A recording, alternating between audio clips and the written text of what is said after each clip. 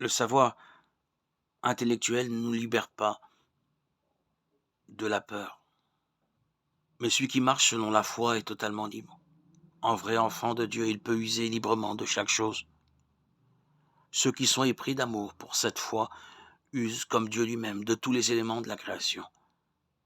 Car la foi a le pouvoir de faire une créature nouvelle à la ressemblance de Dieu. La connaissance intellectuelle ne peut rien faire sans une base matérielle. Elle n'a pas l'audace d'accomplir ce qui n'a pas été donné à la nature. Le corps ne peut pas marcher sur la surface des eaux. Ce qui s'approche du feu se brûle. Dès lors, la simple connaissance se tient sur ses gardes, elle ne se laisse jamais aller au-delà des limites naturelles. Mais la foi a le pouvoir d'aller plus loin et dit, si tu passes à travers le feu, il ne te brûlera pas, et les fleuves ne t'engloutiront pas. Isaïe 43, 2. Souvent la foi accomplit de telles choses aux yeux de toute la création. S'il avait été donné à l'intellect d'essayer de faire les mêmes choses, il n'aurait jamais osé. Par la foi, beaucoup sont entrés dans les flammes. Ils ont traversé le feu sains et saufs, et ils ont marché sur la mer comme sur la terre ferme. Toutes ces choses étaient plus hautes que la nature et contraires au mode de la simple connaissance intellectuelle. Elles ont montré combien celle-ci était vaine en toutes ses voies et toutes ses lois.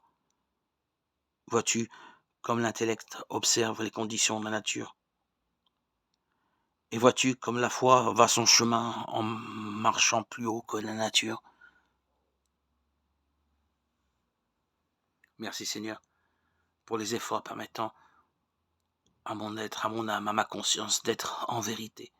Merci pour la foi des premiers disciples, de m'avoir fait connaître ton évangile,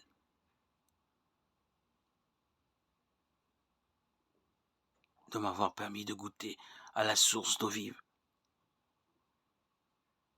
de m'avoir baptisé, de m'avoir permis de me sanctifier,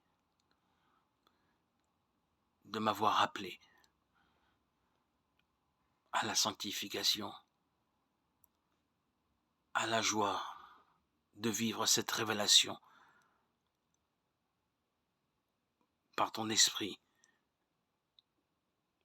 à connaître ton amour et à le vivre